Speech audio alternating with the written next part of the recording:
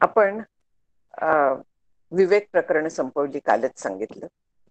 संपवली म्हणण्यापेक्षा आपली झाली असं म्हणूया आपण. आणि विवेक प्रकरणात आपण सच्चित आनंदरूप ब्रह्माचा आणि जगाचा विचार केला थोडासा, म्हणजे जीवाचा केला. आणि जीव आणि ब्रह्म एक कसे आहेत हे महावाक्य विवेकाने आपल्याला सांगितलं. आणि जग जे आहे ते सत्य नाही हे सांगितलं. आता पुढे जे दीप प्रकरण आहेत त्याच्यातलं पहिलं जे आहे ते चित्रदीप नावाचं आहे. आणि या चित्रदीपात जगाचा आणि ईश्वराचा विचार केलेला. आधी जग नाही सांगितलं, आता जगाचा का विचार करतायत? कारण आपल्याला ते पटणं शक्य नसतं. आपल्याला इतकी सवय झालेली असते जगाची की आपल्याला जग नाहीये, खरं नाहीये हे पटायला फार जड जातं. म्हणून मग पहिल्यांदा जग कसं निर्माण झालं हे सांगायला. याला अध्यारोप असं नाव आहे. म्हणजे आरोप केलेला आहे. जे नाहीये वास्तविक तर ते झालेलं आहे असा आरोप केलेला आहे. याला अध्यारोप असं म्हणतात.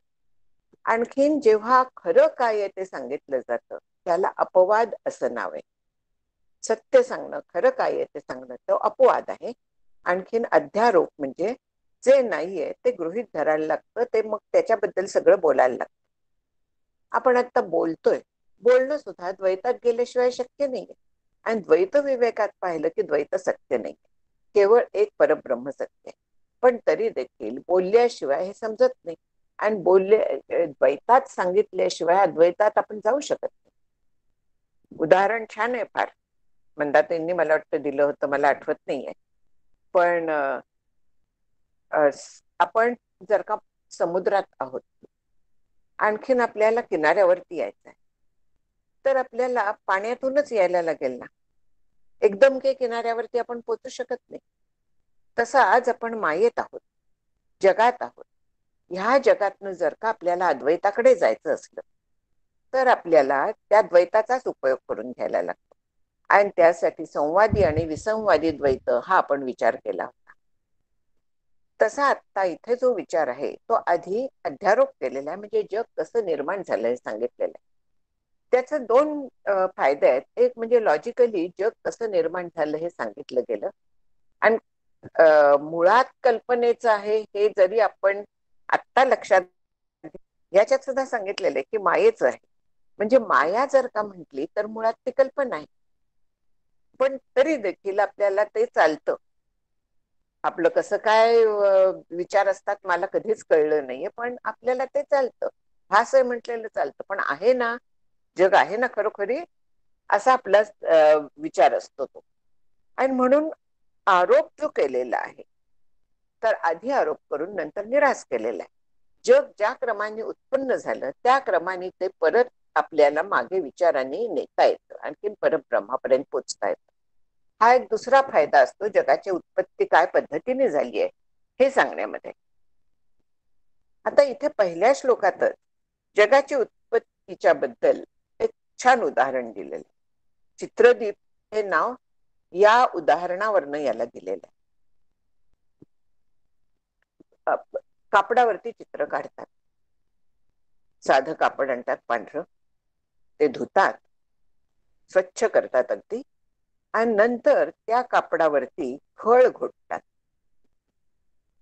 खळ घोटून ते छान सारखं स्मूथ आणि किंचित कडक असं होतं.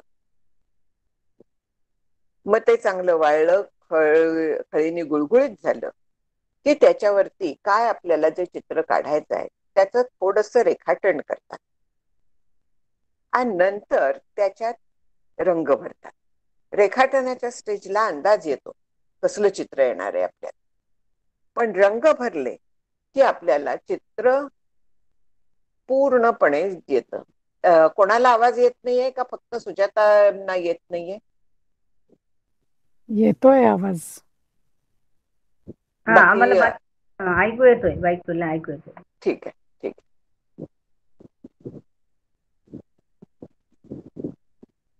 आपलं चाललं होतं ते चित्र कसं काढतात ते चाललं होतं. म्हणजे मग त्याचा उदाहरण आपण इथे ब्रह्मवस्तूला दिलाय की कापड जसं होतं मुळात स्वच्छ धुतलेलं कापड, तसं ब्रह्म आहे. पूर्ण स्वच्छ आहे. तिथे दुसरं काहीही नाहीये, फक्त ते कापड पांढरे शुभ्र निर्मळ एकमेव असं आहे. त्याच्यात आता खळ भरली म्हणजे काय झालं, तिथे माया आली, म्हणजेच ईश्वर आला. ज्या क्षणी माया निर्माण होते त्या क्षणी ती प्रतिबिंब घेते ईश्वराचं, म्हणजे ब्रह्माचं चिदाभास तेथे निर्माण होतो. आपण त्याचाही विचार केला की उजेडात जर का एखादा स्फटिक आणला तर ताबडतोब तो स्फटिक त्या उजेडाला आत स्वीकारतो, त्या स्फटिकात तो उजेड फाकतो. तसं ती माया निर्माण होता क्षणी ब्रह्मा तिथे चिदाभास रूपाने प्रकट झालं, म्हणजे त्याच्यात ब्रह्माचा प्रकाश फाकला, सच्चिद आनंद स्वरूप फाकलं, त्याच्यात प्रतिबिंबित झालं असं म्हणूया. त्याला ईश्वर म्हणूया, अंतर्यामी म्हणूया. तो म्हणजे आता तयार झालेला आहे निर्मितीला, खळ भरून सारवलेलं आहे, व्यवस्थित गुळगुळीत केलेलं आहे ते कापड, म्हणजे आता चित्र निर्मितीला तयार झालं. मग त्याच्यावरती रेखाटन केलं. जो सूक्ष्म देह असतो ज्याला सूत्रात्मा म्हणतात, व्यष्टी आणखीन समष्टी, व्यष्टी म्हणजे एक जीव, आणखीन समष्टी म्हणजे अनेक जीव, संपूर्ण सृष्टीतले जीव. तर ह्या सृष्टीतल्या जीवांचा एकत्रित जो असतो तो ईश्वराचा सूक्ष्म देह असतो, त्याला सूत्रात्मा असं म्हणतात. म्हणजे त्याला म्हणतात म्हणण्यापेक्षा त्याचा जो अभिमानी आहे, म्हणजे हा देह मी असं म्हणणारा जो आहे, जो जीव आहे किंवा आत्मस्वरूप आहे, ब्रह्मस्वरूप आहे इथे ब्रह्माच्या ह्याच्यात, तर तो जो आहे तर तो सूत्रात्मा आहे. सूत्रात्मा हा शब्द प्राणांना पण कधी कधी दिलेला आहे, म्हणजे गोंधळात पडायला नको म्हणून सांगितलं. पण सूत्रात्मा म्हणजे सूक्ष्म देहाभिमानी समष्टीचा. सूत्रात्मा म्हणजे आता अंदाज आला काय निर्माण होणार आहे. जरी सगळं तन्मात्र स्वरूपात असलं, म्हणजे प्युअर फॉर्म मध्ये पंचमहाभूत असली, तरी देखील तिथे आता जीवाचं सूक्ष्मदेह निर्माण झालेले आहेत. म्हणजे जीव कसे काय पंचमहाभूतांचं सूक्ष्म स्वरूपात आलेली आहेत, म्हणजे तिथे हा रेखाटन झालेला आहे. आणखीन त्याच्यानंतर त्याच्यात रंग जेव्हा भरतात तर तेव्हा स्वरूप पूर्ण प्रकट होतं, ज्याला आपण ईश्वराचा स्थूल देह म्हणतो, म्हणजे विराट असं त्याला म्हणतो, ज्याच्यात सगळं स्पष्ट दिसायला लागतं. सोपं आहे अगदी हे समजायला. योग्य ते रंग त्याला मग नावं दिलेले आहेत त्याला, की जे धुतलेलं कापड होतं त्याला धौत असं म्हणतात, म्हणजे धुतलेलं स्वच्छ असलेलं जे ब्रह्म. घट्टित अवस्था म्हणजे खळ कापडात भरून ते जेव्हा गुळगुळीत केलं जातं ती घट्टित अवस्था म्हणजेच माया किंवा अंतर्यामी म्हणजे ईश्वर. नंतर आहे ती लांछित अवस्था, म्हणजे नियोजित जे चित्र आहे तर त्याचं रेखाटन जे सूत्रात्म्याचं आहे. आणखीन रंजित म्हणजे रंगवलेली अवस्था जी स्थूल आहे. ही कल्पना सृष्टी निर्मितीच्या बाबतीत आपल्याला आता दिसली. म्हणजे आत्मा जो आहे परत हे परत परत वेगवेगळ्या पद्धतीने सांगता येते. जो चिद्रूप आत्मा आहे, सच्चिदानंद रूप, तो म्हणजे परमात्मा स्वतः पांढरं कापड रूप आहे. अंतर्यामी म्हणजेच मायावी, म्हणजेच मायेमुळे ज्याला अस्तित्व आलेलं आहे, ज्याला खळ म्हणतात, इथे म्हटलेलं आहे ईश्वर. सूत्रात्मा म्हणजे तो सूक्ष्म सृष्टीचा अभिमानी, सूक्ष्म सृष्टी ज्याच्यामुळे चालते, सूक्ष्म सृष्टी म्हणजे इंद्रिय वगैरे सगळी जी ज्याच्यामुळे चालतात, ज्यांच्या मागे तो आहे, तो म्हणजे रेखाटन केलेलं आहे. आणि विराट म्हणजे स्थूल सृष्टी संपूर्ण ते रंगीत रंग भरलेलं आहे. म्हणजे आता ह्याचा विचार करावा की जेव्हा कापड आहे त्याच्यावरती रंग भरलेले आहेत, पण सगळ्या रंगांना सगळ्या ज्या आकृत्या तिथे निर्माण केलेल्या आहेत, आपण निसर्ग चित्र आहे असं धरूया, ज्याच्यात जीव आहेत, ज्याच्यात झाड डोंगर दगड सगळंच आहे. म्हणजे याचा अर्थ असा आहे की ह्यातली काही जी आहे तर ती जड आहेत, काही चेतन आहे. बरोबर आहे. त्या जे चित्र रंगवलाय तर त्याच्यात काही जी चित्र आहेत तर ती आपल्याला त्या कापडावरती जड पदार्थांची दिसतात आणि काही चेतन पदार्थांची दिसतात. आता त्यातली जी जड असते तर ती आपल्याला इन्फिरियर वाटते. तिथे जर का देव असला एखादा रेखाटलेला तर त्या देवाला आपण नमस्कार करू, डोंगराकडे दुर्लक्ष करू. पक्षी असले त्यांना वेगळं ठेवू, माणसांना वेगळं ठेवू. पण जर का वास्तविक आपण पाहायला गेलं तर सगळं काय आहे, केवळ त्याच्या मागे कापड आहे. तिथे कापडाशिवाय काही नाही. चित्रात आता माणसं आहेत समजा, त्यांच्या अंगावरती कपडे काढले म्हणजे एका कापडावरती हे दुसरे कपडे दिसायला लागले की, म्हणजे एका ब्रह्मावरच्या ह्याच्यातच जे चित्र काढलंय आपलं तर त्याच्यात चिदाभास आला, तिथे चैतन्य आपल्याला आलं. आणि आपल्याला चित्रातली माणसं सुद्धा इतकी कधी कधी हुबेहूब असतात की अगदी खरी वाटायला लागतात, इतकी हुबेहूब दिसतात. तसंच आहे की जीव अनेक तिथे तयार होतात. जसे त्या कापडावरती रंगवले जातात तसेच या सृष्टीत देखील आणखीन डोंगर, नद्या, दर्या, झाड हे देखील त्या कापडावरती रंगवलेलं आहे. मग आता आपण जो जड आणि चेतन विभाग केलेला आहे तो किती खरा आहे हा जर का आपण विचार केला तर ह्या उदाहरणावरनं आपल्याला लक्षात येतं की काहीही असलं म्हणजे अंगावरचे कपडे जरी वेगळे आपल्याला वाटलं तरी देखील त्याच्या मागे काय आहे, कापड आहे. चेतन म्हटलं तरी कापड आहे, जड हे जड म्हटलं तरी देखील कापड आहे. काहीही म्हणा, देव म्हणा नाहीतर प्राणी म्हणा, काहीही म्हटलं तरी मागे कापडच आहे, पांढरं कापड आहे, हे लक्षात घ्यायचं आहे. हे उदाहरण मुख्य आहे. तर तसं ह्या सृष्टीत ही जी विविधता भासते ती सगळी त्या एका परब्रह्मावरती भासते. तिथे दुसरं काहीही नाहीये. हे जे आपण त्याला चेतन, जड वगैरे म्हणतो ते त्या चित्रात जसं चेतन, जड हे सगळं वाटतं आपल्याला तशाच पद्धतीने तो भास आहे. तत्व एक आहे, रंग हे तत्व एक घ्या हवं तर.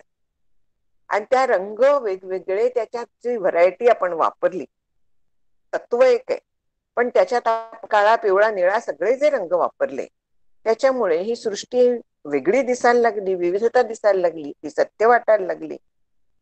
तसंच तिथे झालंय की त्या परब्रह्मावरती त्या पंचमहाभूत म्हणूया, पाच भूत, आणखीन तीन गुण ह्यांचा सगळा खेळ चाललेला आहे. सृष्टीत काहीही पाहिलं, कुठेही पाहिलं तरी ह्याच्याशिवाय काहीही नाही.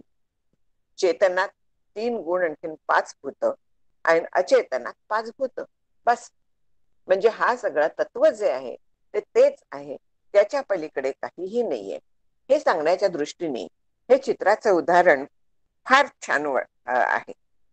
पण तरी देखील जसं आपल्याला चित्र खरं वाटू शकतं, इथे आपण चित्रात आहोत आणि आपण चिदाभासामुळे आपल्याला स्वतःला चेतन मानतो. मग हा जो आपल्याला मी सत्य असा भ्रम होतो, हा माझा संसार, हे सगळं माझं जग, आणखीन त्याच्यामुळे माझं म्हटल्यानंतर हे मी म्हणजे मी आत्मा स्वतःला समजते. म्हणजे आत्म्यावरती आरोपित होतं असं म्हणूया. स्वतःला जर का मी आत्मा मानत असते तर सोपं होतं, पण मी स्वतःला देह मानते आणि हे सगळं आत्म्यावर आरोपित होतं. जसं चित्र जे होतं ते कापडावरती आरोपित झालं तसं मी स्वतःला देह मानते, माझी बुद्धी, माझं मन मानते, बाकीचे सगळे लोक सत्य मानते, हे त्या आत्म्यावरती आरोपित होतं. जसं रंगांच्या मुळे वस्त्र झाकलं गेलं तसंच ह्या सृष्टीमुळे जग झाकलं गेलं, आपलं ब्रह्म झाकलं गेलं. सृष्टी जी झाली आपलं लक्ष राहतं त्या सृष्टीवरती राहतं, आपलं लक्ष त्याच्या मागच्या अधिष्ठानाकडे जात नाही. जसं आपण वस्त्रामध्ये रंग बघतो, आकार बघतो, किती छान काढलाय म्हणतो, किती सुंदर चित्र आहे, खरं वाटतंय वगैरे वगैरे सगळं आपण म्हणतो, पण त्याच्या मागे कापड आहे हे आपण लक्षात घेतो. रंगामुळे जसं हे कापड झाकलं जातं तसंच ह्या जगातल्या आकाराच्या मुळे ब्रह्म झाकलं जातं. माऊलींची एक ओवी आहे काहीतरी, नाम रूप संबंधो जाती क्रिया भेदू ते आकारासीच वस्तूची नाही म्हणून. म्हणजे जे काय आहे तर त्या आखलेल्याची अशी आहे. प्रत्यक्ष जी वस्तू परब्रह्म वस्तू आहे तर त्याच्याशी त्याचा काहीही संबंध नाही. हे सगळं लक्षात घ्यायचं. म्हणून सृष्टीमध्ये चेतनत्वाचा आभास होतो आणि जडाचा आभास होतो. जसा चित्रामध्ये चेतन माणसं पशु पक्षी वाटतात, आणखीन जड दिसतं, तसंच संसारात पण आहे. मग असं का आपल्याला वाटतं? हा भ्रम का होतो आपल्याला? हा जो संसार आहे हा आपल्याला खरा का वाटायला लागतो? तो आत्म्यावरती आपण का लादतो? त्याला कारण अविद्या आहे, अज्ञान हे आहे, स्वरूपाचं अज्ञान हे त्याला कारण आहे. आणखीन ज्ञानाला विरोधी म्हणून त्याला अज्ञान म्हणतात. ज्ञान नाही असा त्याचा अर्थ नाहीये, कारण ज्ञान नाही ही स्थितीच नाहीये. आपण ज्ञानरूप आहोत मूळचे, त्यामुळे ज्ञान नाही असं कधीही होत नाही. मग आपल्याला काय वाटतं की मला कळत नाही. आता कळत नाही हे पण ज्ञान आहे की नाही?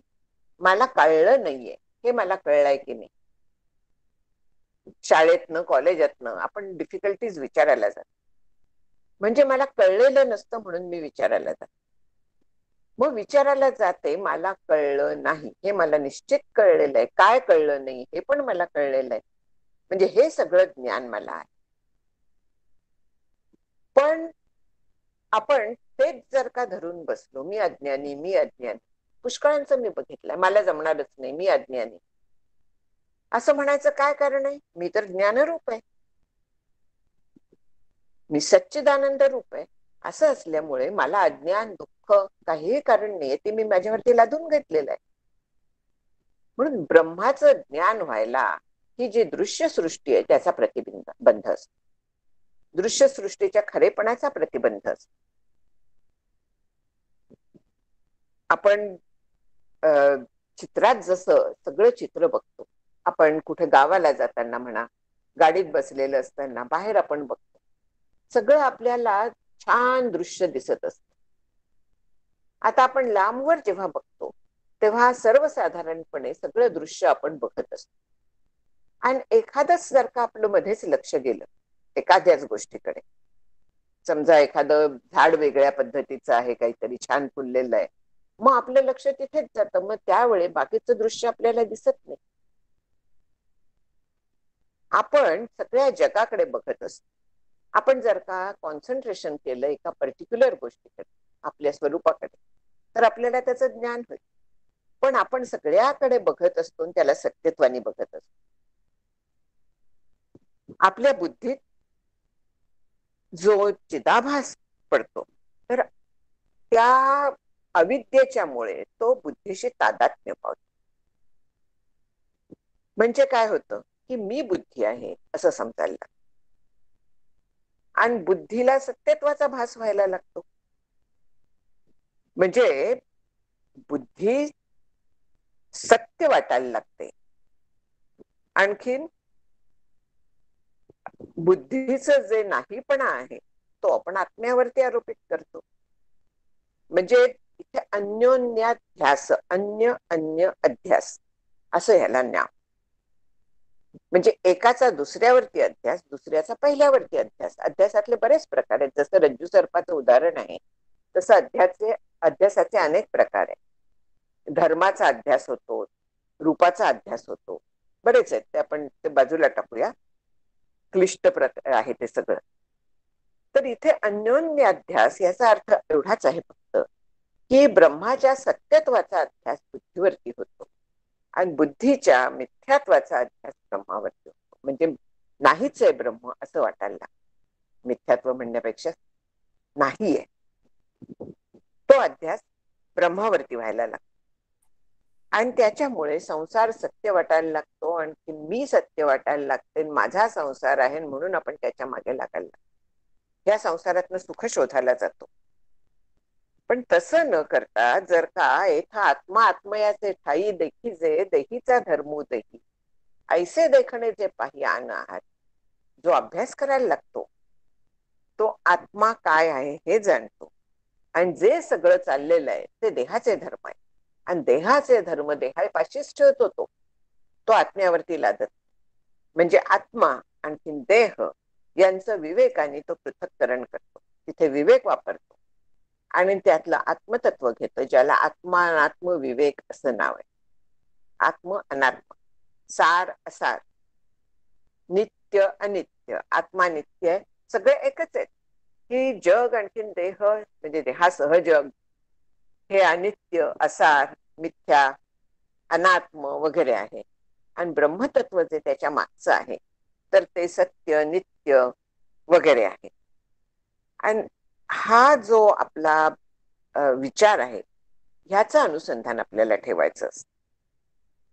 सतत जर का हा आपण विचार केला तर काय होतं, जग मिथ्या असा आपला निश्चय होतो.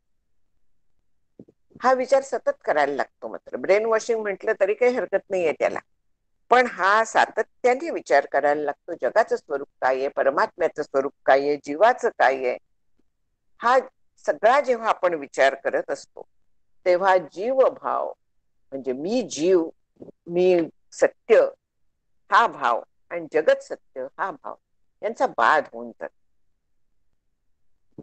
उदाहरण खोडावरच म्हणजे स्थाणू पुरुष म्हणून जर दुसरं एक वेदांतात दिलं जातं. स्थाणू म्हणजे झाडाचं खोड, नुसतं छाटलेलं खोड वगैरे असतं ना, तसा एखादा बुंधा राहिलेला असतो. ते लांब न पाहिलं तर कोणाला तरी माणूस वाटू शकतं आणि माणूस वाटल्यामुळे घाबरायला होतं. चोर असेल की काय, तिथे देव नाही आपल्याला दिसणार, आपल्याला चोरच दिसत. कारण घाबरलं सारखं त्याच्यामुळे तेच दिसतं. म्हणजे ते चोरनी हे इतके बसलेले असतात की स्वप्नात सुद्धा ते दिसत असतात. म्हणून त्या स्वप्नातल्या चोराप्रमाणे झाडावरच्या त्या खोडाच्या वरती भासणार चोर देखील मिथ्या आहे, तसं जग मिथ्या आहे हा निश्चय सतत ठेवायचा, शास्त्राचा विचार करायचा आणि त्यासाठी शास्त्र जाणून घ्यायचं. मिथ्या हे कसं आहे हे समजून घेण्यासाठी शास्त्र जाणायला लागतं. नाहीतर मिथ्या नुसतं सांगून आपला विश्वास बसणार नाहीये, त्याला तर्कशुद्ध आपल्याला विचार करायला लागतो. तर आपली बुद्धी ते स्वीकारायला हळूहळू तयार होते. एकदम तयार होत नाही कधीच, कारण अनेक जन्मांचे संस्कार असतात जगत सत्यत्वाचे. पण तसं न करता हळूहळू सारखा जर का हा विचार केला तर बरोबर होऊन जातं सगळं. सातत्याने उपाय हे करायचा, अनुसंधान ठेवायचं. अनुसंधानासारखं उत्तम साधन नाही. 24 तास अनुसंधान पाहिजे. 24 तास कसं शक्य आहे? शक्य असतं. गोंदवलेकर महाराजांनी सांगितलेलं आहे की तुम्ही जागेपणी नाम घ्या, झोपेत नाम घ्यायचं काम माझं.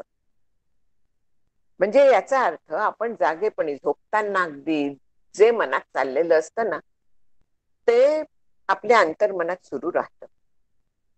एखादं आपण गाणं म्हणा, एखादा श्लोक म्हणा, झोपायच्या वेळी जर का आपल्या मनात चालू असला तर ना त्याचीच पुढली ओळ किंवा काहीतरी असं आपल्या मनात असतं. म्हणजे रात्रभर तोच चाललेला होता हा त्याचा अर्थ आहे. म्हणून 24 तास हे शक्य आहे. आणि काम करताना जेव्हा आपल्याला क्षणभर पूर्ण कॉन्सन्ट्रेशन करायला लागतं, पूर्ण एकाग्रता असते त्या कामामध्ये, त्यावेळेस नाम शक्य नसतं. पण आधी घेतलेलं नाम, नंतर घेतलेलं नाम त्या वेळात पण सुरू असल्यासारखं असतं. शास्त्र सांगताय त्यामुळे त्याच्यावरती विश्वास ठेवायलाच हवा. शास्त्र, श्री गुरु आणखीन आत्म, 3 प्रचिती आहेत. शास्त्र प्रचिती, आत्मप्रचिती आणखी गुरुप्रचिती. समर्थांनी तिन्ही प्रचिती ऐक्यतेसी आणि म्हणून साधकाचं वर्णन केलेलं आहे. आता ह्या 3 प्रचिती ज्या आहेत तर त्यांचा विचार जर का आपण केला तर शास्त्र जे सांगतायत त्याचा श्रीगुरु उपदेश करतात. आणखीन श्रीगुरु जो उपदेश करतात, शास्त्र जो उपदेश करतात तसा आपल्याला प्रत्यक्ष अनुभव येतो. यासाठी पूर्णपणे विचाराने लॉजिकली, विवेकाने जगाचा मिथ्यात्व आपल्या बुद्धीवरती ठसवून घ्यायचं असतं. आणि त्याचा जेव्हा बाध होतो तेव्हा आपोआप अधिष्ठान आत्मा होतो. पाण्यावरचं शेवाळ बाजूला केलं की पाणी स्वच्छ दिसायला लागतं. जोपर्यंत शेवाळ असतं तोपर्यंत एखाद वेळे लॉन आहे असं सुद्धा वाटू शकतं, जरा गडद रंगात. पण ते बाजूला केल्याबरोबर खालचं पाणी दिसायला लागतं, म्हणजे त्या गवताचा भास तिथे जातो. तसं आपल्या जो अविद्या भरली आहे, जगत सत्यत्वाचं भरलेलं आहे विष, ते दूर केल्याबरोबर आपल्याला तिथे परब्रह्म आहेच. पाणी जसं आणायला लागत नाही तसंच ईश्वर ब्रह्म हे कुठूनही आणायला लागत. हा बाध आहे तिथे. म्हणजे अज्ञान दूर करणं, जगातलं सत्यत्व घालवणं. माऊलींची एक छान ओवी आहे की विषय व्याळे मिठी किधलिया नुठी ताठी ते तुझ्या गुरुकृपा दृष्टी निर्विषय होय. म्हणजे विषयरूपी सर्पाने जी मिठी घातली होती, ज्याचं विष बाधत होतं, ती तुझ्या गुरुकृपा दृष्टीने निर्विष झाला तो सर्प. विषयरूपी सर्प निर्विष झाला याचा अर्थ त्याच्यातलं सत्यत्व गेलं, म्हणजे त्याचा बाध झाला, म्हणजे तो मिथ्या आहे हे कळलं, म्हणजे दिसत असून तो सत्य नाहीये विषय हे कळलं. विषयात सुख नाही तर सुख जे आहे ते आत्मस्वरूपाचं त्या विषयाच्या निमित्ताने प्रकट होतं हे कळलं. गाढ झोपेत जसं आपल्याला पूर्ण छान सुख असतं, तिथे कुठलीही इंद्रिय काम करत नसतात, मन काम करत नसतं, काहीही काम करत नसतं, तरी पण आपल्याला तिथे सुख असतं. त्याच्याहून जास्त सुख जर का आपण प्रयत्नपूर्वक चित्त शांत केलं तर अपार शांतीचं सुख मिळतं. त्यासाठी आपल्याला ही सगळी खटाटोप करायचा असतो. हा जो बाध असतो मिथ्यात्व निश्चयाला बाध म्हणतात, हे लक्षात घ्यायचं. मग आता असा बाध झाल्यानंतर काय होतं? जगाचा जग दिसेन असं होतं का? असं काहीही होत नाही. जीवनमुक्त जे असतात आपण पाहिलेले, आपले श्री गुरु म्हणा किंवा बाकी जे संत आहेत, आपण संतांच्या कथा वाचतो, असं कधीही कोणीही सांगितलं नाही की आम्हाला जग दिसतच नाही किंवा आमचा देह आता पडला ज्ञान झाल्याबरोबर, असं कोणीच कधी म्हटलेलं नाही. जग त्यांना दिसत असतं, फक्त ते जग त्यांना त्यातलं सत्यत्वाचं विष गेलेलं आणि त्याच्या मागचं परब्रह्म त्याचं त्यांना भान असतं की हे जे आहे सगळं हे परब्रह्म रूप आहे. जसं ते चित्र कापड रूप होतं तसंच हे जग जे आहे ते परब्रह्म रूप आहे, असा आपला निश्चय व्हायला लागतो. आणि ह्या निश्चयाचं आपल्याला काम असतं बुद्धिनिश्चय आत्मज्ञान ब्रह्मरूप भावी आपण ब्रह्मनिष्ठा राखे पूर्ण तत्परायण अहर्निशी, असा हा विचार आहे की सतत जर का आपण ह्या पद्धतीने विचार केला तर मागच्या ब्रह्माचं हळूहळू आपल्याला भान व्हायला लागतं. भान व्हायला लागतं म्हणजे त्यातला आनंद जाणवायला लागतो, निर्भयता यायला लागते. भान व्हायला लागतं म्हणजे ब्रह्म दिसत नाही, ब्रह्म कधीच कोणाला दिसणार नाही. ब्रह्म त्याच्याशी एकरूप होऊन जाणता येतं असं म्हणतात, वास्तविक ते जाणता येत नाही, कारण तिथे जाणणारा कोणी शिल्लक राहत नाही. ब्रह्म जाणणारा, ऐकणारा, त्याला पाहणारा वगैरे असं काही नाहीच आहे, कारण त्याच्याशी एकरूप झाल्यानंतर कसं काय शक्य आहे? डॉक्टर काका एक फार छान गोष्ट सांगतात जी मला अतिशय आवडते गोष्ट. एक शिकारी होता, अनेकांनी ऐकली असेल ही गोष्ट, पण नवीन पण लोक आहेत तर त्याच्यामुळे मी सांगते परत की. एक शिकारी होता, त्याला सिंहाची शिकार करायची होती. गेला जंगलात, व्यवस्थित सगळं अगदी सूटबूट घालून, म्हणजे शिकारीचे मचाण बांधलं, आणखीन तिथे बसला तो. खाली काय बकरी का काय होतं ते बांधलं, सगळं त्याने व्यवस्थित केलं अगदी, आणखीन तिथे बसला जाऊ, बंदूक होती बरोबर. त्याला लांबनं सिंह दिसला, म्हणजे काय झालं, त्याला सिंहाचं ज्ञान झालं. सिंह येतोय, सिंह जवळ आला, पण काय झालं माहिती नाही, तो खाली पडला, सिंहाच्या समोर पडला नेमका. आणखीन सिंहाने यांनी बंदूक उचलायच्या आधी सिंहाने त्याला मारलं, खाल्लं. मग काय झालं? दुसऱ्या दिवशी तो जेव्हा सिंहाच्या कणाकणात भिनला, तेव्हा त्याला सिंहाचं अपरोक्ष ज्ञान झालं. त्याने जे आधी पाहिला होता सिंह येताना, तेव्हा त्याला सिंहाचं परोक्ष ज्ञान होतं की हा सिंह आहे. पण सिंह म्हणजे काय, सिंह म्हणजे कसा असतो, हे जेव्हा तो त्याच्या पेशीत भिनला तेव्हा त्याला कळलं. पण मग त्यावेळेस त्याला सिंह हा वेगळाच दाखवायला तो शिल्लकच राहिला नव्हता. तसं ब्रह्मच्या बाबतीत आहे की आपण अशा पद्धतीने ब्रह्म आहे, ते असं आहे वगैरे त्याची वर्णनं लाख करू, पण ते कसं आहे तद्रूप मग कळेल. तोपर्यंत कळणं शक्य नाही. त्याच्याशी एकरूप झाल्यानंतर कळेल, पण ते कळायला आपण तिथे शिल्लक उरणार. त्यामुळे मला कळलं असं कधीही म्हणता येत नाही. जो म्हणतो मला ब्रह्म कळलं त्याला ते 100% कळलेलं नसतं. जे आपण शब्दांनी ऐकतो त्याने थोडासा अंदाज येतो.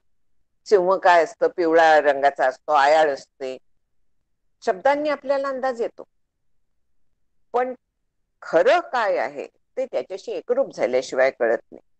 आणि एकरूप झाल्यानंतर काहीच शिल्लक उरत नाही, सांगता येत नाही. पण नंतर मात्र त्या शांतीचा, तृप्तीचा, समाधानाचा जो अनुभव असतो तो अपूर्व असतो. आणखीन अशा पद्धतीने जो सतत जगाचा बात करतो, ब्रह्मानुभव पण घेतो, जगाचा पूर्ण बाद जेव्हा होतो, शरीराचा जेव्हा पूर्ण बाद होतो, तेव्हा त्याला मग जीवनमुक्त असं म्हणतात. आणि तो त्या आनंद, तृप्ती त्याच्यात आपलं सगळं आयुष्य पुढलं व्यतीत करतो. लोकांना तो दिसायला दिसून दे कसाही, दुःखी दिसेल, केवढी संकट आहेत दिसेल, किंवा खूप सुखी दिसतो, काही दिसेल, पण आतनं तो पूर्ण आनंद रूप झालेला असतो, हे नक्की. म्हणून आता विचार जो आहे, तर साधन चतुष्टय संपन्न जो असतो त्याच्यासह केलेल्या श्रवण मननाने परोक्ष ज्ञान होतं. आणखी निधिध्यासाने अपरोक्ष ज्ञान. साधन चतुष्टय आपल्याला माहिती आहे सगळ्यांना, त्याचं वेगळं आता सांगायची गरज नाहीये, मी सांगितलेलं इथे नाहीये, पण ते माहिती असेल असं आपण धरून चालूया. विवेक, वैराग्य, समाधी, षटक, आणखी मुमुक्षुत्व. बऱ्याच लोकांना वाटतं की मुमुक्षुत्वाची काय गरज आहे, कारण असे आपल्याला अनेक लोक दिसतात की जे अतिशय सत्वगुणी, शांत, चांगले असे असतात, पण तरी देखील त्यांना मोक्ष इच्छाच नसते. आणि ती इच्छा नसल्यामुळे ते ह्या परमार्थाच्या भानगडीतच पडत नाहीत, अजिबात लक्ष देत नाहीत, आणखी पुनरपी जननम मधनं सुटत नाही. त्यामुळे येतात जन्माला, मरतात, पुन्हा जन्माला येतात, चालतं त्यांचं, चालून दे त्यांचं जसं चालायचं आहे तसं. कारण तिथे शुद्ध पुण्य कमी पडतं. म्हणजे निष्काम कर्म उपासना त्यांनी केलेली नसते म्हणून हे होतं. आणि मुमुक्षुत्व जेव्हा येतं तेव्हा हा शुद्ध पुण्याचा परिणाम आहे. निष्काम उपासना, निष्काम कर्म हे झालेलं आहे, आणि म्हणून ती इच्छा झालेली असते. ह्या अपरोक्ष ज्ञानासाठी हे निष्काम कर्म, उपासना आत्यंतिक आवश्यक आहे. खरं सांगायचं तर अशा ग्रंथांच्या किंवा कुठलाही परमार्थ ग्रंथ जे आहे, तर त्याचं आपल्याला आकलन होण्यासाठी ह्या सगळ्याची गरज असते. बुद्धी सूक्ष्म व्हायला लागते, आणि ती साधन चतुष्टय संपन्न झाल्यानंतर हळूहळू सूक्ष्म होते. तोपर्यंत वरवरच आपल्याला कळतं, कळलाय वाटतं, पण वास्तविक आपल्याला त्यातले सूक्ष्म जे मर्माच्या गोष्टी असतात त्या कळतात असं नाही. सूक्ष्मतेचा वेध आपल्याला घेता येत नाही. बारीक बारीक अनेक गोष्टी आहेत, पण ह्या अपरोक्ष ज्ञानासाठी मग साधन चतुष्टय संपन्नता, त्याच्यासाठी निष्काम कर्म उपासना, आणखीन परोक्ष ज्ञानातनं अपरोक्ष ज्ञानाकडे येण्यासाठी अभ्यास, श्रवण मनन. श्रवणाची व्याख्या माहिती असेल ना, की जीव ब्रह्मैक्याचा निश्चय होईपर्यंत श्रवण आहे. तोपर्यंत आपण ते ऐकायचं आहे, वाचायचं आहे, चर्चा करायची आहे. सगळ्याला श्रवण म्हणतात. दासबोधात श्रवणाचे 4-5 समास आहेत. इतकं श्रवणाचं महत्व आहे. कारण ते कळल्याशिवाय आपण पुढे जाऊ शकत नाही. म्हणून श्रवण अतिशय आवश्यक आहे. आणि मग श्रवणाने आपल्या असंभावना म्हणजे ब्रह्म असणं शक्य नाही हा दोष निघून जातो. मग मनन त्याच्यावरती होतं. मननाने साधक बाधक विचार करून निश्चित ब्रह्म आहे, मी ते आहे असा निश्चय व्हायला लागतो. आणि त्याचं निधिध्यासन केलं की अपरोक्ष ज्ञान. म्हणून ह्या सगळ्या ज्या पायऱ्या आहेत ह्या इसेन्शियल आहेत. आणि त्याच्यासाठी पाया कर्म निष्काम, उपासना निष्काम, आणखी श्री गुरूंची सेवा. श्री गुरूंच्या सेवेनी निधिध्यासनाने आपल्याला अपरोक्ष ज्ञानापर्यंत जाता येत. त्यांच्या प्रसन्नतेत सगळं आपल्याला मिळून जातं. आता ह्या ज्या परोक्ष ज्ञान आणखी अपरोक्ष ज्ञान जे आहे त्याच्याबद्दल विचार आहे की ब्रह्म आहे असं जेव्हा समजतं तेव्हा त्याला परोक्ष ज्ञान.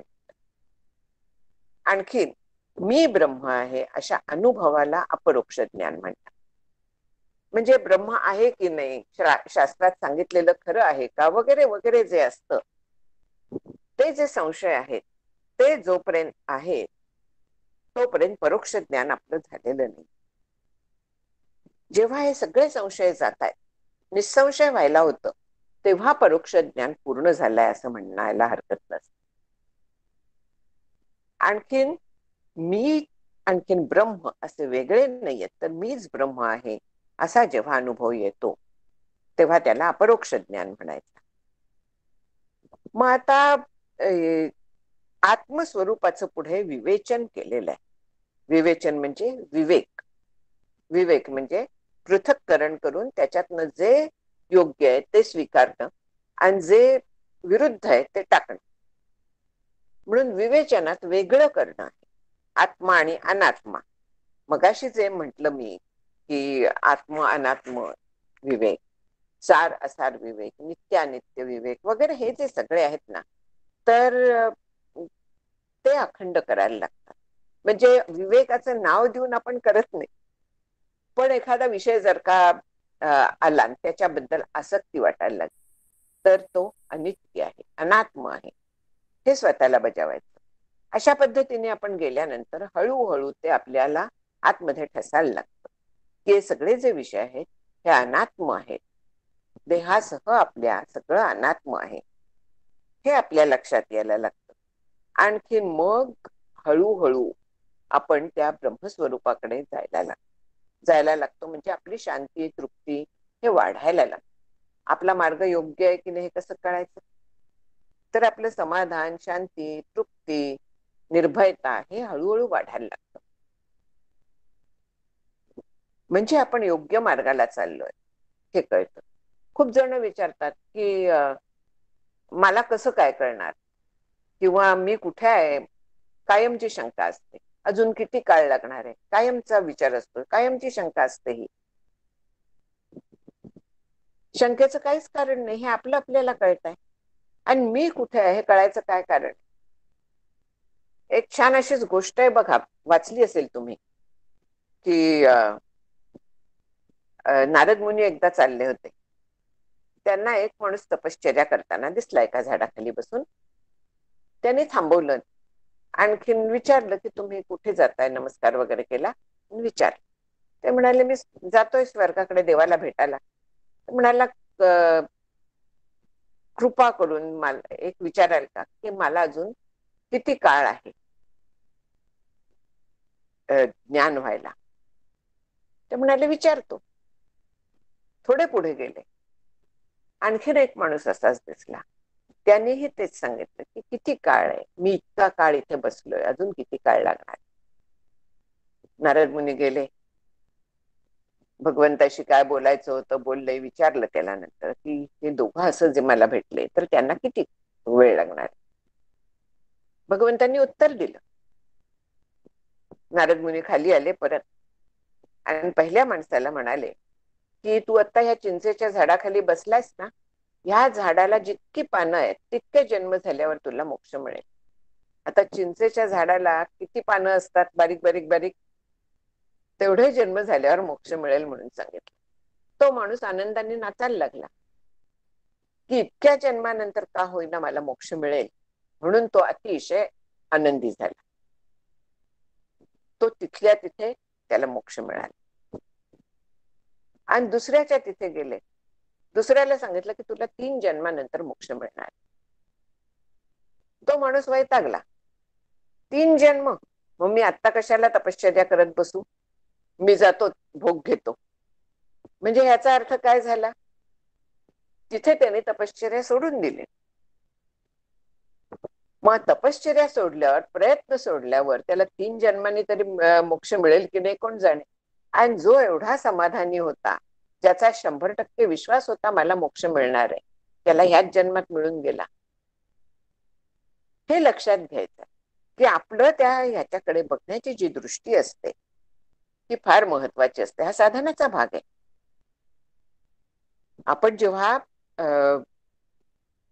काय म्हणूया, आपण चमत्कारांची वाट बघतो, काहीतरी दिसणार, काहीतरी होणार, असं जेव्हा त्याला साक्षात्कार म्हणतो, त्याला ब्रह्म अनुभव वगैरे म्हणायला लागलो, तर त्याच्यासारखा मोठा घोटाळा नाही. कारण जे काय मला दिसतं ते वेगळेपणाने दिसत आहे, ते ह्या सगळं जगातलंच असणार आहे. जरी अगदी प्रत्यक्ष राम प्रभू कृष्ण आपल्याला येऊन ते समोर उभे राहिले, आपल्याशी बोलले, तरी देखील ते भावाच्या मुळे आलेले आहेत. 13 कोटी रामनामाचा जप केल्यामुळे आलेले आहेत. पण शेवटी मी त्यांना वेगळेपणाने बघतीये. ते आलायत तसे जाणार आहेत, जे येतं ते जातं, म्हणजे ते सत्य नसतं. हे पक्क लक्षात ठेवायचं. एक काहीही झालं तरी, कोणीही आपल्याला दिसलं, काही नाद ऐकू आले, सगळं जे आहे ते मला वेगळेपणाने कळत आहे. आणि जे अशा पद्धतीने कळत आहे ते म्हणजे अनुभव नाही. ठीक आहे, फार छान मिळालं आपल्याला, आपला प्रगती चांगली होती, आपण योग्य दिशेने चाललोय, एवढं कळलं. एवढं कळल्यानंतर ते तिथल्या तिथे बाजूला सारायला लागतं. कारण जर का आपण त्याच्यातच रमलो तर रसास्वाद नावाचा एक दोष निर्माण होतो. म्हणजे त्याच्यातच आपण अडकतो, पुढे जायची आपली वाट बंद होते. म्हणून असे जे काय अनुभव येतात त्याला साक्षात्कार म्हणत नाहीत. हे जे अनुभव आहेत ह्याच्यात न रमता आपल्याला पुढे जायला लागतं. जर का ह्याच्यात आपण रमलो तर खरं जे साक्षात्कार आहे, म्हणजे साक्षात ते होणं जे आहे, तर ते फार लांब राहत. म्हणून अशा कुठच्याही ह्याच्यात रमायचं नाही. आणि हा साक्षात्कार सिद्ध करण्यासाठी आत्मस्वरूप कसं आहे त्याचं आता विवेचन करतात. त्यासाठी इथे आता आत्म्याचे परत 4 कल्पित प्रकार वेगळ्या पद्धतीने केले. आधी आपल्याला सृष्टी निर्मितीचे 4 प्रकारांनी, 4 स्टेप्सनी चित्राच्या उदाहरणाने सांगितले. आता इथे आकाशाचं उदाहरण घेतलेलं आहे. आणखीन त्याच्यानुसार जसं आकाशाचे भेद सांगतायत तसे चैतन्याचे भेद त्यांनी इथे आता सांगितलेत. श्लोक नंबर 18 पर्यंत आपण पोहोचलोय. त्याच्यामध्ये घटाकाश, मठाकाश, मेघाकाश, आणखीन महदाकाश अशी 4 सांगितलेली आहे. आपण घटाकाशाचा विचार करूया. त्याला घटाने मर्यादित जे आकाश आहे, घटाकाश आहे, जलाकाश आहे, सॉरी मेघाकाश आहे आणि महदाकाश. मठाकाश नाहीये इथे, इथे जलाकाश घेतलेलं आहे. तर घटाने मर्यादित झालेलं जे आकाश आहे, तर त्या आकाशात पाणी भरलं, बरोबर आहे. घटाने मर्यादित आकाश म्हणजे घटाकाश. त्या आकाशात, आकाश म्हणजे पोकळी असते, त्याच्यात पाणी भरलं. आता पाणी भरल्यानंतर ते शांत जर का स्थिर राहिलं पाणी, तर त्याच्यात प्रतिबिंब पडेल की नाही ते बाहेर ठेवलंय असं धरूया. इथे जे म्हटलंय ते ढग, नक्षत्र वगैरेंच्या सह त्याच्यात आकाशाचंच प्रतिबिंब पडतं. हे कसं पडतं? मुळात घटात आकाश आहे म्हणून त्याच्यात पाणी आपण भरू शकलो. आणि आता त्या पाण्यामध्ये प्रतिबिंब पडलं. कसलं पडलं प्रतिबिंब? जे काय वरती असेल त्याच. ढग असले ढगांचं, चांदण्या चंद्र असले त्याचं, किंवा मी जर का डोकावले तर माझं. पण हे सगळं आकाशासह प्रतिबिंब पडतं. आकाशाचं पण प्रतिबिंब पडतं. आता आकाशाला नाही रूप नाही आकार, त्याचं कसं काय प्रतिबिंब पडेल? प्रश्न पडेल आपल्याला. त्याचं प्रतिबिंब पडतं कारण जे आपल्याला तिथे दिसतं त्याला खोली दिसते की नाही. समजा चंद्र दिसला तर तो तिथे पाण्यात आहे असा नाही दिसत, तो खोल पाण्यात दिसतो. आकाशाची जी खोली आहे तर ती तिथे दिसते. किंवा ढगाच्या मागेच चंद्र दिसणार. दोन्ही जर का दिसले तर ढग आणखीन खालती आहेत, आणखीन चंद्र वरती आहे, अशा पद्धतीने आपल्याला दिसणार आहे.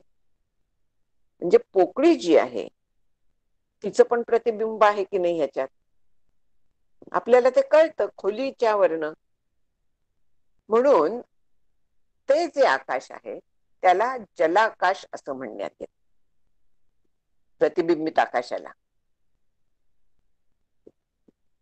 आलं लक्षात? एक आहे घटाकाश, दुसरं आहे जलाकाश. तर घटाकाश जे आहे आपल्यामध्ये जीव जो आहे तर त्यांनी मर्यादित केलेला जो आत्मा आहे, आत्मतत्व, ते घटाकाशासारखं आहे. आणि त्याच्यात त्याच आकाशाचं परत प्रतिबिंब पडतं, म्हणजे चिदाभास येतो, म्हणजे तो जीव आला तिथे.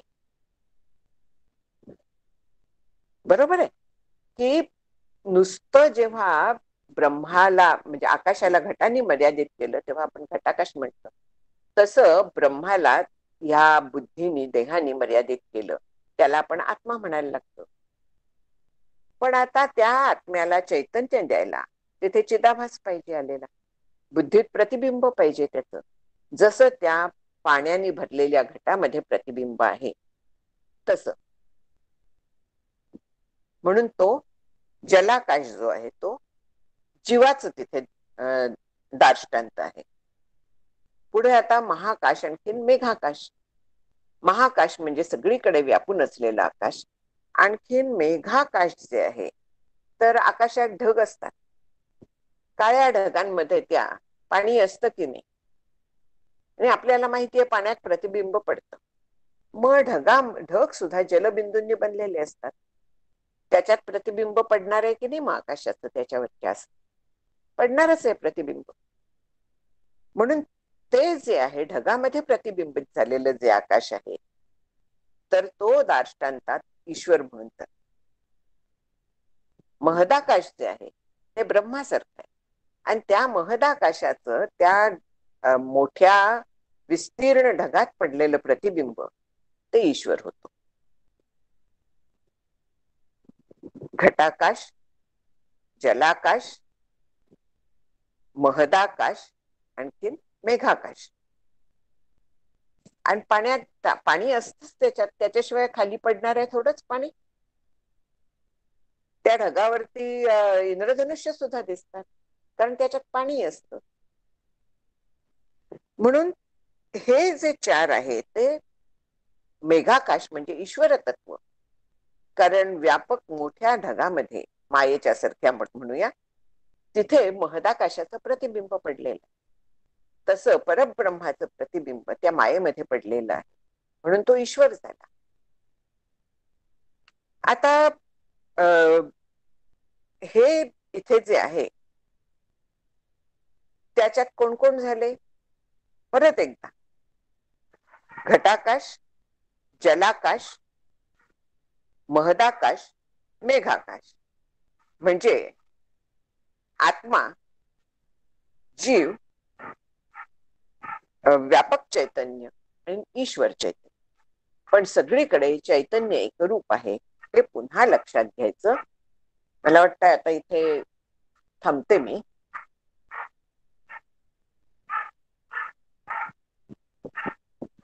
एक फक्त आता लक्षात घ्यायचं की ही जी दोन्ही प्रतिबिंब आहे ती खरी नाहीये. खरं काय आहे तर व्यापक आकाश जे आहे ते खरं आहे. मर्यादित केल्यासारखं आपल्याला वाटतंय, पण वास्तविक मर्यादित झालेलं नाहीये आकाश.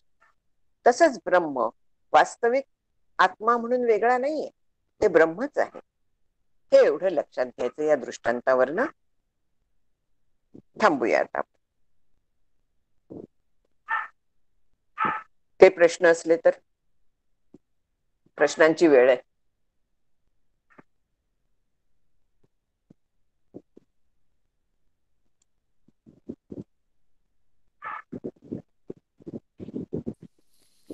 नमस्कार, मी गीता बोलते. हम्म. परत ते महाकाशाचं सांगता का? नाही कळलं. महाकाश म्हणजे जे आपल्याला बाहेर दिसतं ना, आकाश व्यापक. आपण वरती पाहिलं हं. आकाशात, आकाश म्हटल्याबरोबर आपण वरती बघतो, बरोबर आहे. हो. पण मी आकाशात बसलीये की नाही, इथे हो. जे आहे हे आकाश आहे हो. की नाही सगळं. हे पण आकाश. हो. खुर्ची आकाशातच आहे की नाही, टेबल आकाशातच हो. आहे की नाही. म्हणजे आकाश हे जे महदाकाश आहे हे सगळं व्यापून आहे की नाही. सगळ्यालाच व्यापलेलं आहे त्यांनी. त्या आकाशात सगळ्या गोष्टी आहेत. आकाशाचा धर्म आहे पोकळी, हा जागा देणं हे त्याचं काम आहे.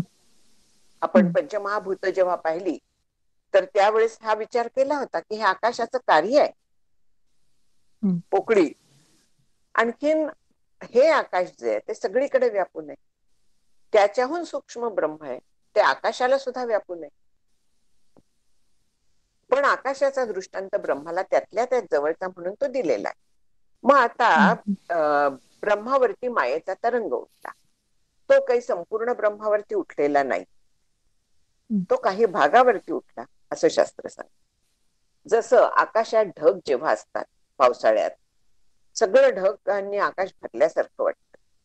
पण आपल्या डोक्यावरचं जरी भरलेलं असलं तरी बाकी ठिकाणी मोकळं असणारच आहे की नाही. मग आता त्या ढगामध्ये आकाशाचं प्रतिबिंब पडणार की नाही.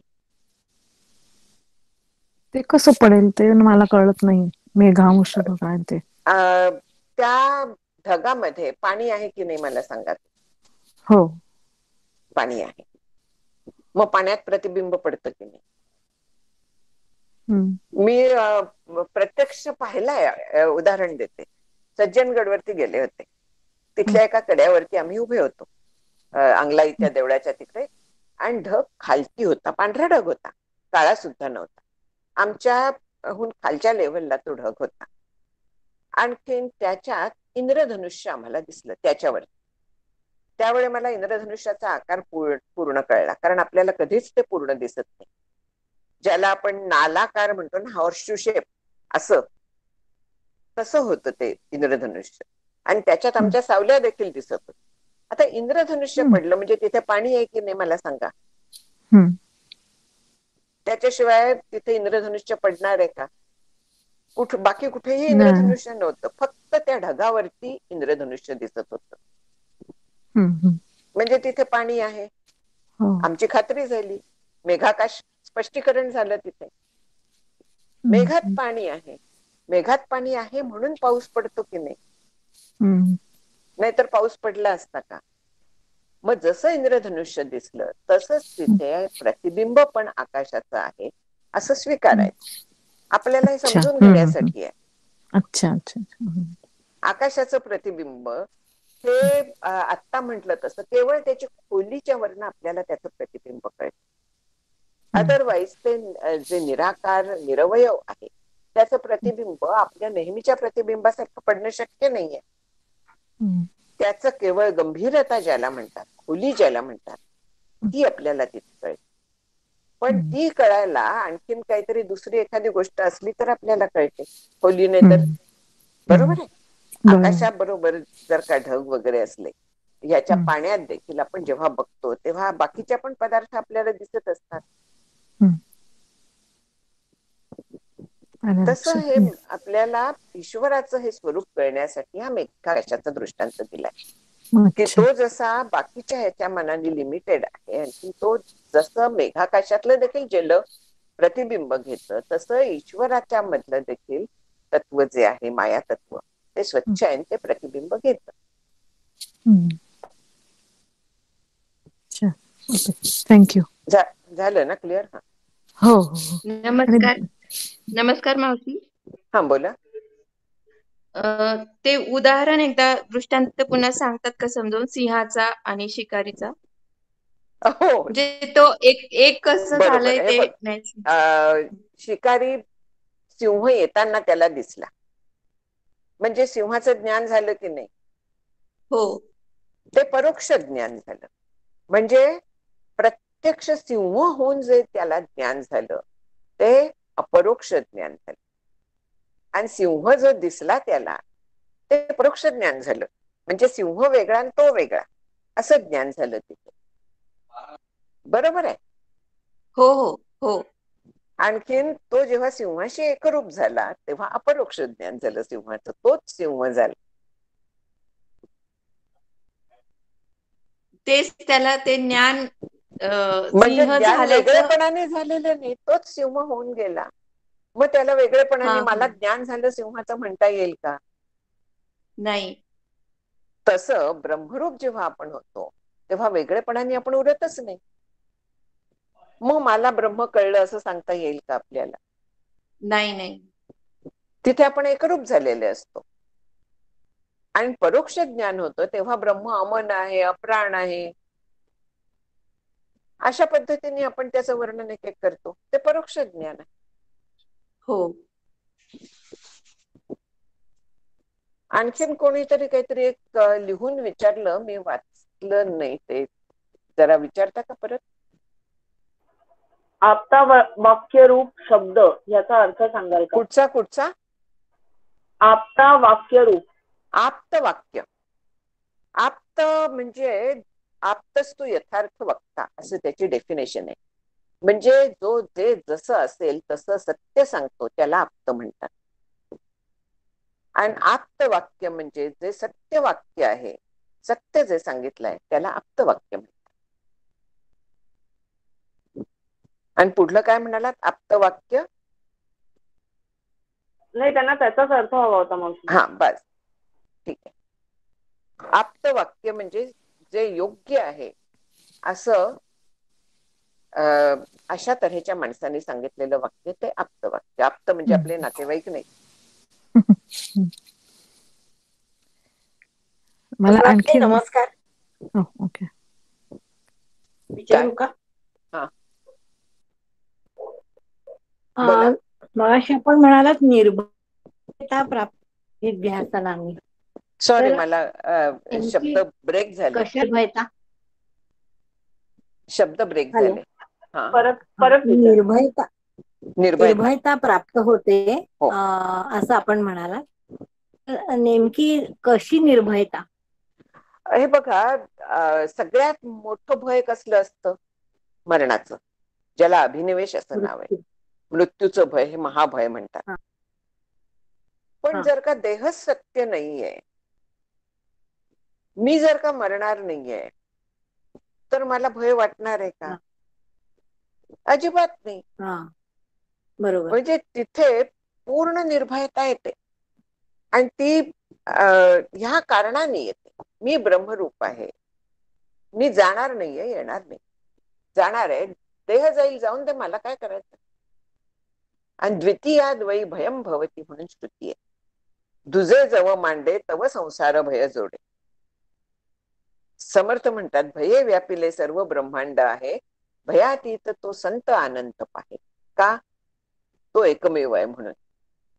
दुसरं नाहीच आहे तिथे भय वाटायला.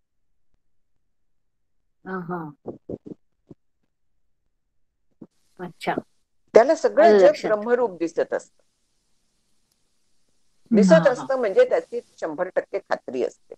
ऍक्च्युअल दिसत नाही, नाहीतर म्हणाल की ऍक्च्युअल तसं दिसायला लागेल, ब्रह्म दिसलं वगैरे, तसं नाही. 100% आतमध्ये, आतमध्ये निश्चय असतो. मला आणखीन एक विचारायचं होतं. गीता बोलते की आधी अगदी पहिल्यांदा घेतलं ना आपण, म्हणजे चित्रासारखं वाटतं वगैरे हो असं. हो हो हा.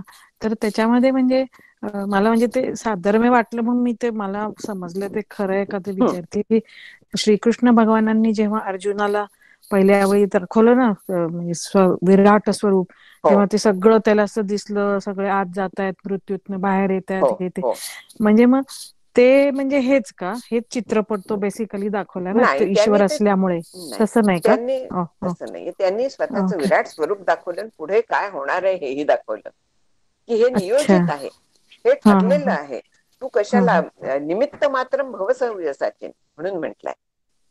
मया हम्म. हतम पूर्वमेव, मी यांना आधीच मारलेलं आहे, म्हणजे माझ्या हम्म. संकल्पाने ते मेल्यासारखेच आहेत, मेल्यात जमा आहेत. हम्म. तू हम्म. त्यांना आता मारण्याचं निमित्त हो. पण मग तेच असं ईश्वराचं स्वरूप नाही का? म्हणजे तेच म्हणजे आता तो याच्यात तसंच ईश्वराचा दाखवलं ना स्थूल तुम्ही. देह आहे, ईश्वराचा तो स्थूल देह. अच्छा. ओके. पण त्याच्यात सगळेच असतात ना, म्हणजे विराट हम्म. स्वरूप जे त्याला दाखवलं तेवढं नाही. पुरुष सुक्त वगैरे जे आहेत ना, तर त्याच्यात ह्या विराटाचं वर्णन आहे, की समुद्र अच्छा. म्हणजे त्याचा मूत्राशय वगैरे अशा पद्धतीने वर्णन. अच्छा. वृक्ष वगैरे जे आहेत ते अंगावरची लव, आलं लक्षात? म्हणजे आलं. संपूर्ण सृष्टी त्याचं असं शरीर आहे. अच्छा. Okay, thank you.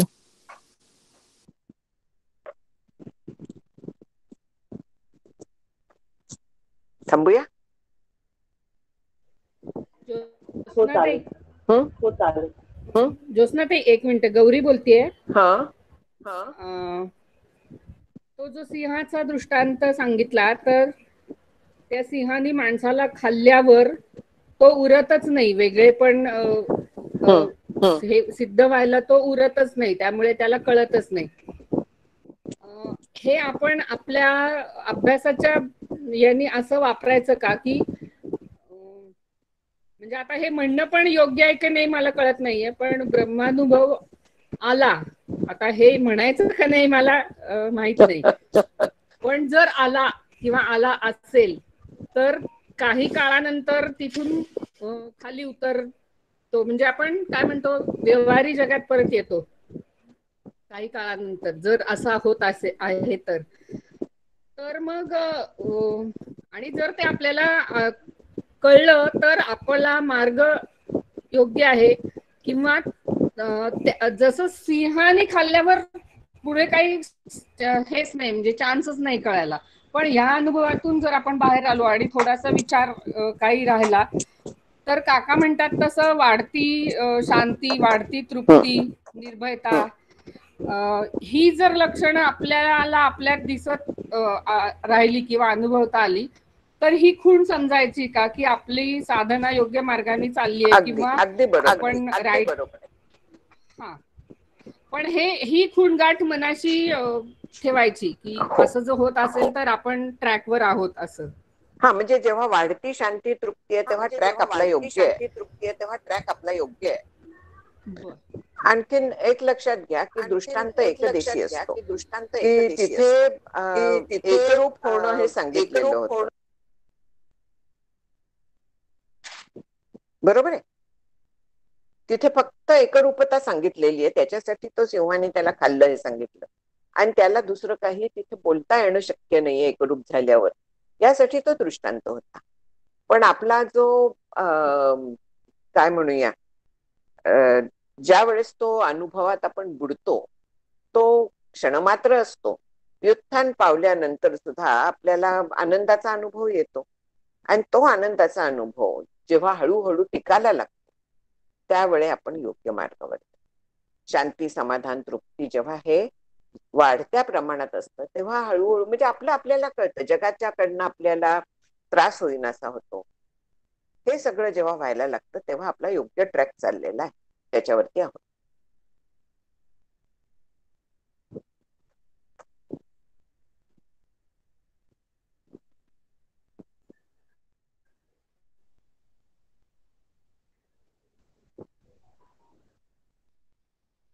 ठीक आहे, बंद करायचं. हो, येते शिव. भावी पूर्ण कृपा गुरो मजवरी प्रार्थित भावे तुला वारी सर्व अरिष्ट नेऊ निलया समूह जो वाढला अज्ञानांध जनासी मुक्त करुणी शांती पदी बैसवी विनती हीच असे न मागत तुझे भक्ती तुझी ही हवी सद्गुरुनाथ महाराज की जय. नमस्कार ज्योत्स्नाताई.